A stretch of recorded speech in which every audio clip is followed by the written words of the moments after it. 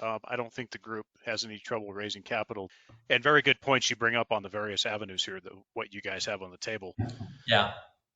Well, Brian, let's stop there for now. I really appreciate the time here to introduce yourself and also talk Recon Africa and the updates.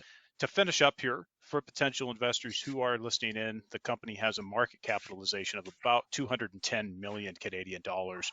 Why should Recon Energy Africa be considered within the institutional, family office, and retail investors portfolio at this stage? Several factors. One is we're undervalued right now. We're undervalued at our market cap. We are going into a highly explosive drilling program that has just tremendous upside ahead of us. So if you're going to get into a play with multiples of upside, this is the type of play you want to get into. The third point I would make out is that I believe Recon is actually an asymmetrical risk profile. A lot of people say it's a high risk investment. It's all or nothing. My view and the team's view is it's actually a little bit asymmetrical because the petroleum system is actually working here. We know there's oil in the subsurface. They got it in all the cores. They floated to surface actually in the pits of one of the wells they drilled previously. So, we know it's there. The economic limit to develop is pretty small in some of these areas, but the upside, if it works, is off the charts. So it is an asymmetrical risk profile, particularly if you take a portfolio approach. So, I'd point that out to the potential investor in our company as well.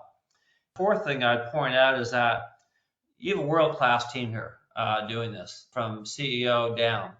We've done this before.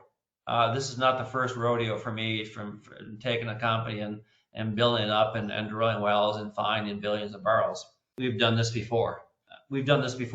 So we're doing it right this time as well. And the last thing I'll leave on is that when you stack up all the variables of trying to look for and find commercial quantities of oil onshore, with subsurface, whether it's the cost structure, access to infrastructure, whether it's the surface that you're going to develop it on, this is flat land, and government support. This is as good as it gets on the onshore, in my view, when you stack all those variables together. And there are not very many international plays that have this type of explosiveness with all those factors lined up.